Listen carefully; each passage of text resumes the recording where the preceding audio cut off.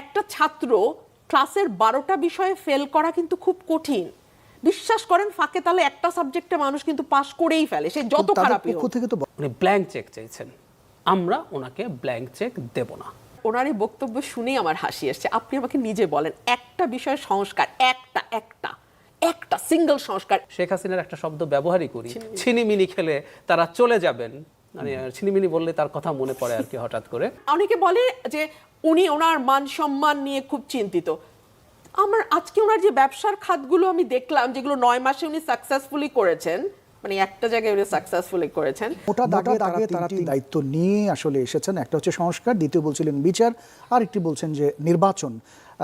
আপনি বলছেন গত 9 মাসে সফলভাবে তারা ব্যর্থ হয়েছেন।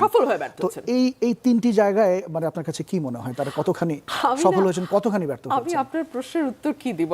আমার ওনার এই বক্তব্য শুনেই আমার হাসি আসছে। আপনি আমাকে নিজে বলেন একটা বিষয়ের সংস্কার, একটা সিঙ্গেল সংস্কার, একটা সংস্কার যেটা হয়তো 2000টা সংস্কারের মধ্যে সকল দল রাজি হয়েছে, এরকম তো আছে, বেশ কয়েকটা আছে। একটা করেছে, একটাও করে নাই। বিচার, সেকেন্ড ট্রাইব্যুনাল মাত্র চালু হয়েছে, বহু মামলার চার্জশিটই হয় নাই।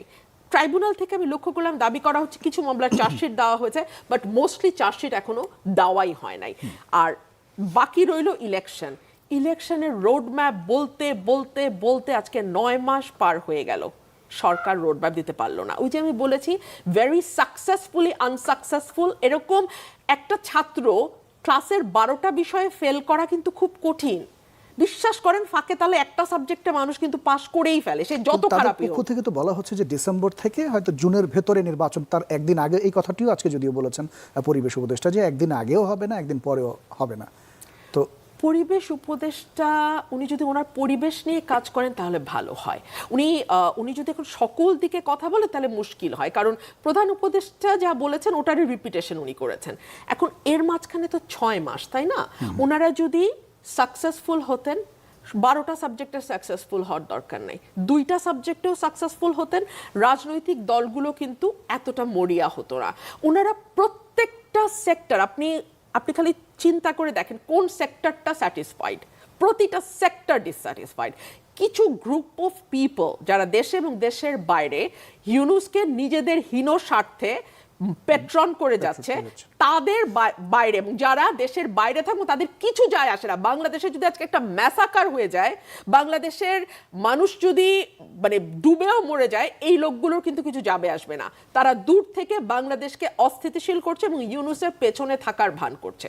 আমি জানি না ডক্টর ইউনূসের বয়স এখন 84-85 হয়ে গেছে। এই বয়সে স্বাভাবিকভাবে একটা মানুষের সকল কার্যক্ষমতাই কমে আসে।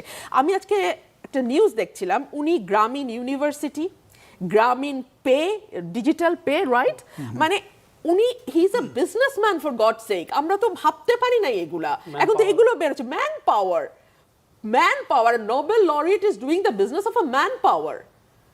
মানে এটা কি ওনার, অনেকে বলে যে উনি ওনার মান সম্মান নিয়ে খুব চিন্তিত।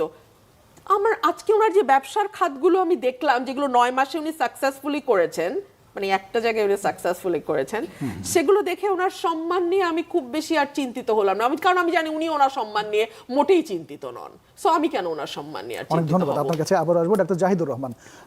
আমরা প্রধান উপদেষ্টার বাসভবনে এনসিপির নেতৃবৃন্দ গিয়েছিলেন, সেটি আমরা শুনছিলাম, বলছিলাম আমরা। তো হঠাৎ করে এই যে পদত্যাগের ইস্যুটা, এটা কেন আসলো আপনার কাছে? আরেকটি বিষয় হচ্ছে যে প্রধান উপদেষ্টা তাদের বলেছেন যে তারা যেন আরেকটি অন্তর্বর্তী সরকার গঠন করেন। এই কথাটা স্টুডেন্টদেরকে বলেছেন, যারা গণমাধ্যমে তারা এই কথাগুলো বলেছেন।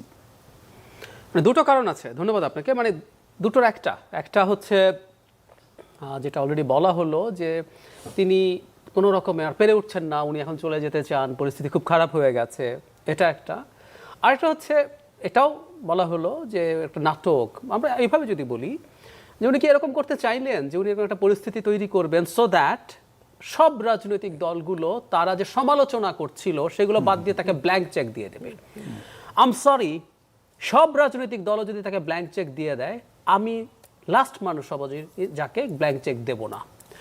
একটা দেশের ভবিষ্যৎ জড়িত হয়ে আছে, আমাদের ডেমোক্রেটিক ট্রান্সফরমেশন জড়িত হয়ে আছে, আমাদের সার্বভৌমত্ব জড়িত হয়ে আছে যে সরকারের সাথে, সেই সরকারকে ব্ল্যাঙ্ক চেক দেওয়ার কিছু নাই। ওরা খুব খারাপ লাগছে কেন আমরা করিডোর নিয়ে কথা বলছি, কেন চিটাগং পোর্ট, মানে চিটাগং পোর্ট নিয়ে তো তার একটা বক্তৃতা আছে 15 মিনিট, মানে উনি তো খুব ভালো মোটিভেটর অন্তত কথায়, ওখানে দুর্দান্ত মোটিভেশন দিচ্ছেন চিটাগং পোর্ট দিলে আমাদের কি বিরাট কল্যাণ সাধিত হয়ে যাবে ইত্যাদি ইত্যাদি। সো ওটাও কেন আমরা প্রশ্ন করব? এটা করা যাবে না তা বলছি, কিন্তু আমরা প্রশ্ন করব না। উনি একটা জায়গায় বলছেন আমি কোনো কথা শুনতে চাই না, এটা কিন্তু পরে ফটোকার্ড হিসাবে আমাদের সামনে এসছে। এই টেন্ডেন্সি তো আমরা মেনে নেব না। তো তাহলে উনি এটা করার চেষ্টা করে থাকতে পারেন যে আমি এরকম একটা হোস্টেজ করা, বা আমি কথ্য ভাষাটা ব্যবহারই করে ফেলি, ঠ্যাক দিলাম, সো দ্যাট সবাই ভয় পেয়ে গেল। খেয়াল করুন বদরুদ্দিন উমরের মতো মানুষও এখন বলছেন উনি যদি চলে যায় সমস্যা হয়ে যাবে। যদি সমস্যা হয়ে যায় তাহলে কি করতে হবে? এটা করতে হবে। খেয়াল করুন যে মিটিংয়ের রিপোর্ট আমাদের সামনে এসছে, বলা হচ্ছে তারা কাজ করতে পারছেন না, তোমরা সবাই ঠিকঠাক হয়ে আসো। আমি যদি পাল্টা প্রশ্ন করি, আপনার কাজটা কি? শেখ হাসিনা চলে যাওয়ার পর এক একজনের এক এক স্বার্থ আছে, আমরা মারামারি করব, আমরা ঝগড়াঝাটি করব, আমাকে একসাথে করার দায়িত্ব কার? সরকারের।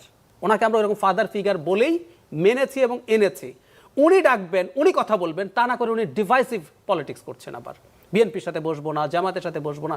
জনাব নাহিদের সাথে যা বলেছেন, যে অভিমান দেখিয়েছেন, ওনার যদি এই অভিমান হয় সবাইকে দরকার নাই, বিএনপির একজন, তিনজনও না, জামায়াতের একজন, এরকম সিগনিফিক্যান্ট কয়েকটা দলের একজন করে মানুষ নিয়ে বসে উনি ওনার ক্ষোভ উগরে দিন সবার সামনে এবং বলুন যে তোমরা যদি আমাকে এটা এনশিওর না করো আমি কিন্তু করবো না, আমি চলে যাব। উনি একটা গ্রুপকে ডাকলেন, এখনও কিন্তু খেয়াল করি ওনার সেই সকল নিয়োগকর্তা তাদেরকে ডেকেছেন। প্রথম ধরে নিয়েছিলাম উনি আবেগ আপ্লুতভাবে বলেন, উনি মেটিকুলাসলি প্ল্যান মুভমেন্ট, তার একটা ব্রেইন বিহাইন্ড দ্য মুভমেন্ট, যাকে আমরা সহজ ভাষায় মাস্টার মাইন্ড বলি, এগুলো বলছেন। কিন্তু উনি দেখলাম একই জায়গাতেই আছেন। এই কাজগুলো হলো সবচেয়ে ভয়ঙ্কর। উনি আসলে, আমার ধারণা উনি চলে যাবেন না, এটা আমার মনে হয় না। উনি ব্ল্যাঙ্ক চেক চাইছেন, আমরা ওনাকে ব্ল্যাঙ্ক চেক দেব না। কারণ সোফার যা করেছে, দেশের নির্বাচন ব্যবস্থা ধ্বংস করে, এবং রুমিন অলরেডি যেটা বলেছেন যে কিছু লোকজনের প্রভাবে যারা 5 বছর এই সরকারকে টেনে নিয়ে যেতে চায় অ্যাট এনি কস্ট, যাদের কিচ্ছু আসে যায় না, বাইরে থাকে, বহু লোকজনের বিদেশি নাগরিকত্ব নিয়ে এখানে বসে আছে, এই দেশটাকে নিয়ে শেখ হাসিনার একটা শব্দ ব্যবহারই করি, ছিনিমিনি খেলে তারা চলে যাবেন। মানে ছিনিমিনি বললে তার কথা মনে পড়ে আর কি হঠাৎ করে, ছিনিমিনি খেলে চলে যাবেন, তারা যেহেতু বিদেশের নাগরিক, তাদের কিছু আসে যায় না। সরি, আমরা এটা নিয়ে এসব করতে দেব না, will fight to the last point. সুতরাং ওনাকে শ্রদ্ধা করি কিন্তু পূজা করি না। পৃথিবীতে পূজনীয়, আমরা হয় না পরম পূজনীয় অমুক, পরম পূজনীয় কোনো মানুষ নাই আসলে। উনি একটার পর একটা যেসব ভুল করেছেন, যেটার মাধ্যমে এই সংকটগুলো তৈরি করেছেন, এখনও করে যাচ্ছেন, খুব বেসিক ধরনের ম্যানেজমেন্ট উনি আসলে পারেন নাই। আমি এটা স্বীকার করি, শেখ হাসিনা যাওয়ার পর থিংস ওয়ার সো টাফ, আমাদের ইনস্টিটিউট বলে কিছু ছিল না, সব ভেঙে গেছে। এবং এটা কী অবস্থায় সেটা ডক্টর ইউনূসের চাইতে আমি বেটার জানি। আমি এটা ক্লেম করি। কেন ক্লেম করি জানেন? উনি এখন হয়তো সরকারের ভেতরে ঢুকে জানেন, উনি এই এত এন্টার সময় এই দেশে আসা যাওয়া করেছেন, উনি এই দেশ নিয়ে মাথা ঘামান নাই আসলে। উনি শেষে মাথা ঘামিয়েছেন যখন তাকে শেখ হাসিনা ঝামেলা করতে গেছে। তার আগ পর্যন্ত উনি খুব বেশি প্রস্তুত ছিলেন। এবং জনাব খালেদ মহিউদ্দিনের সাথে একটা শোতে প্রথম উনি বলেও ফেলেছিলেন উনি এগুলোতে ইনভলভড হতে চান না, উনি ভেবেছিলেন তাতে উনি সেফ থাকবেন। উনি নিজের মুখে স্বীকারোক্তি করেছেন। ওনার চাইতে আমি বেশি জানি, কারণ এসব নিয়ে দীর্ঘদিন থেকে বলি, লিখি, সো সংকটটা আমি জানি। কিন্তু এই সংকটেও এই সরকার আরো অনেক ভালো পারফর্ম করার কথা ছিল। আপনি হয়তো খেয়াল করেছেন আজকে এনসিপির মুখ্য সমন্বয়ক নাসিরউদ্দিন পাটোয়ারি গণমাধ্যমে একটা কলাম লিখেছেন, সেখানে তিনি বলছেন যে আসিফ মাহমুদ সজীব ভুঁইয়া এবং মাহফুজ আলম অন্তর্বর্তী সরকারে আছেন সরকারের বৈধতা হিসেবে। তারা দুজন যদি নেমে যায় তাহলে সরকার আর থাকবে না, এবং এটার একটা ষড়যন্ত্রও চলছে।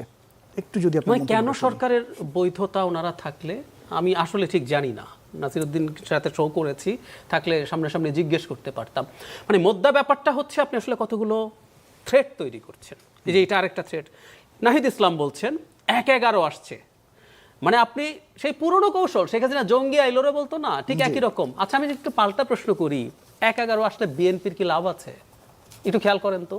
বিএনপি, খেয়াল করুন, তাদের যুক্তি হচ্ছে বিএনপি এবং সেনাবাহিনীর প্রধান মিলে যে চাপ তৈরি করছেন তাতে উনি পদত্যাগ করতে চান, একটা 1-11 হবে। 1-11 হলে নির্বাচন আরও পেছাবে, তাই না? ওই সরকার কতদিন থাকবে না থাকবে কোনো ঠিক আছে? কিন্তু তারা এগুলো বলছেন কারণ তারা চান মানুষের মধ্যে কতগুলো ভীতি ছড়িয়ে দেওয়ার জন্য। এই দুইজন না থাকলেও এই সরকার বৈধ হবে এবং বেটার সরকার হবে। বিশেষ করে জনাব আসিফ মাহমুদ সজীব ভুঁইয়া, আমি বলতে বাধ্য হচ্ছি, উনি গতকালও একটা স্ট্যাটাস দিয়েছেন একটু ইঙ্গিতপূর্ণভাবে সেনাবাহিনী, আওয়ামী লীগ এবং ইন্ডিয়াকে একত্র করে, মানে একজন সিটিং উপদেষ্টা এসব করে বেড়াচ্ছেন। আমার এই প্রশ্নও আছে, এটা ক্যাবিনেট জানে না? ডক্টর ইউনূস জানে না? ডক্টর ইউনূসকে এন্ডোর্স করেন এটা? যদি না করে থাকেন তাকে দিয়ে সরি বলাতে হবে। আমি মনে করি এই কাজগুলো করা জরুরি ছিল। শুধু তাই না, সাম্প্রতিক সময়ে এই ইশরাক হোসেনকে কেন্দ্র করে যেসব ঘটনা ঘটেছে, যে সংকট তৈরি হয়েছে, সব কিছুর মূলে কিন্তু উনি আছেন এবং he is very much aligned to that group, যে গ্রুপটা এইরকম অলরেডি ঘোষণা দিয়েছে 5 বছর এই সরকারের থাকা উচিত। সে সব কিছু যদি মেলাই আমরা বলবো, এবং এই কারণেই তারা তাদেরকে এখানে রাখতে চান এবং একটা ভীতি তৈরির চেষ্টা করছেন।